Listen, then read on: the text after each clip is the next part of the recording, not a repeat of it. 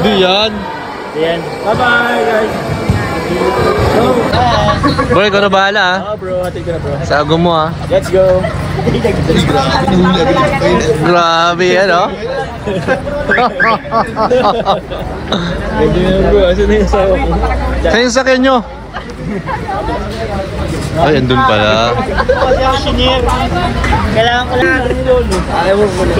Grabe, nag-init din si Papa Joms. Nakita ko, bro. Nag-init talaga. Sige, sige.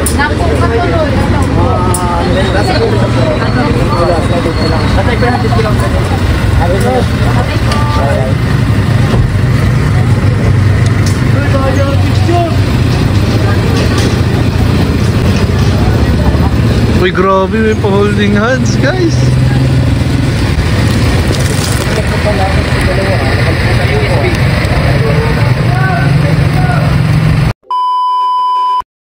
At yun na nga po guys, no, nakita po nating sweet ang ating mag-agum na magkahawa kamay. Actually, hindi naman siya bago. No, parati namang nangyayari yung paghawa kamay nila, no, behind sa camera. Ganun naman talaga ka-sweet yung Jomcar natin ngayon. Pero yun na nga, dahil gusto natin ng update, so kahit pa paano, nakikita natin dito sa upload ni Kuya Nel na magkasama yung agum natin, nanonood ng basketball. At dito sinabi ni Kalingap Jomar guys na sa next laro nila is sasali na po siya sa kanilang team, no? Parang hindi ko ata nakikita si Kalingap Jomar na naglalaro ng basketball. Siguro hindi siya mahilig mag-basketball. May mga tao din naman na hindi talaga mahilig mag-basketball, no? So, yon, iba-iba po tayo ng gusto, iba-iba po tayo ng hilig. Yung hilig ni Kalingap Jomar ay yung pagsayaw, modeling. So, yun po yung passion niya. Kaya, naiintindihan naman natin, hindi lahat ng tao ay gusto talagang mag-basketball. Pero yun, balik tayo doon sa holding hands ng ating mag-agum, ng ating Jomcar ay syempre natural na po yan. No, kasi sila ay magjowa, para saan pa ba yung pagjojowa nila kung hindi pwedeng mag-holding hands, di ba? So, nakakatuwa lang guys, no, na kahit pa paano ay may ma-update pa rin po tayo dito sa ating mga keyboys, especially dito kay Kuya Jens, kay Kuya Nel, no, sila po yung mga sakalam na reactors dito sa Jomcar. At isa din po yan si Kuya Nel sa founder ng Jomcar 23, tama po ba?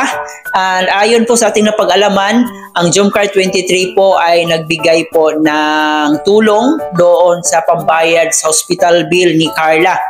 Kaya nagpapasalamat tayo na merong mga mabubuting tao katulad ng ating Jomcar 23 na patuloy na sinusuportahan itong Jomcar natin, no, financially. So yun, nakakataba po ng puso na marami pa rin sa kanilang mga kaibigan, yung mga totoong kaibigan talaga na handang tumulong dito sa dalawa. And imagine niyo po guys, hindi po ganoon ka dali yung ano doon, babayaran doon sa hospital kasi private po yun. And doon talaga, malaki-laki talaga yung bayaran doon, di ba? Pag private. Pero kahit pa paano ay napakalaking tulong ng kanilang mga kaibigan, no? Merong mga nagbigay, nag-sponsors doon sa pambayad sa hospital. So, ayan, blessed pa rin si Carla. Imagine niyo, almost 2 years na si Carla dito sa Kalingap, pero ganun pa rin, wala pa rin pagbabago. Marami pa ring blessings at habang tumatagal, mas marami pa rin nagmamahal, tumatangkilig sa kanila. So yun, maganda pa rin po talaga ang takbo ng Jomcar natin. Kahit sabihin pa nila na laos na itong Jomcar, kahit sabihin pa nila na unti-unti nang bumaba yung views ng Jomcar. Pero kung papansinin talaga natin, lahat ng mga views ng Jomcar, i-compare natin dun sa ibang mga love team na bago ngayon, ay pare-pareho lang din, no? May mga times na bababa, may mga times din na aangat. Pare-pareho lang po guys. Pero ayun, sobrang napaka-establish na, napaka-stable po ng ating Jomcar, no? Sa sponsor, sa views, sa mga supporters, at saka napapansin po natin habang tumatagal, marami pa rin po mga supporters ang nag-aabang, nakasuporta dito sa ating Jomcar, kaya blessed na blessed pa rin po yung Jomcar natin. Sa mga nagsasabi na nalalaos or mawawala ng Jomcar, ay fake news po yon. Sila po yung mga taong better sa successful ng ibang tao. So instead na suportahan nila, ay bibigyan nila ng mga fake news. Gagawa nila ng mga fake news, sisirain nila yung pangalan ni Jomar, sisirain nila yung Jomcar. So ganun sila ka-desperado. Gusto talaga nila mawala yung Jomcar. Kasi yun na nga, hindi nila mapantayan yung achievements ni Carla, di ba? Kasi si Carla yung bida dito sa Jomcar eh. Kasi siya yung nakikita natin na from rag to riches talaga yung nangyari sa kanya. So, dahil hindi po nila mapantayan si Carla sa na-achieve niya ngayon dito sa Kalingap, ay gusto nilang sirain yung buhay ni Carla. So, ganun lang yun. Napakasimple lang po ng mathematics dyan. Hindi nila kayang pantayan, kaya gusto nilang siraan. Desperado po ng ating mga anti-Jomcar fans. Pero ang importante, nandito tayo, yung mga kababayan natin na palaging nag-aabang sa mga upload, sa mga updates ng Jomcar. So masaya na po tayo doon na hanggang ngayon nakasuporta pa rin tayo dito sa Jomcar.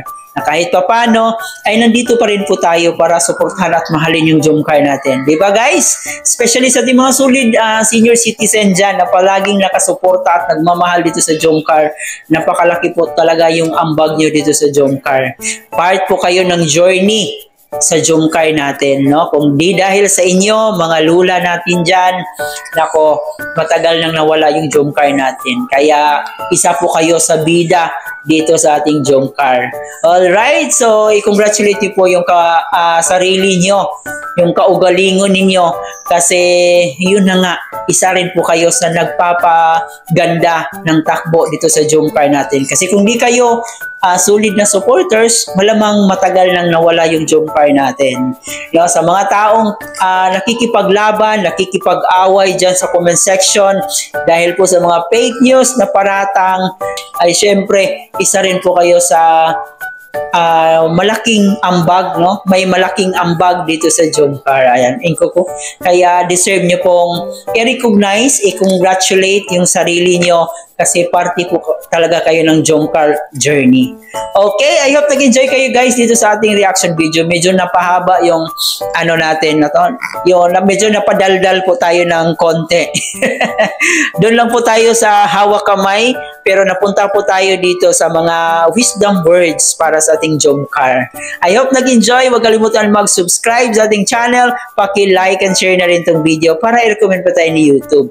Ito po inyong host na si Chloe TV. Marami pong salamat.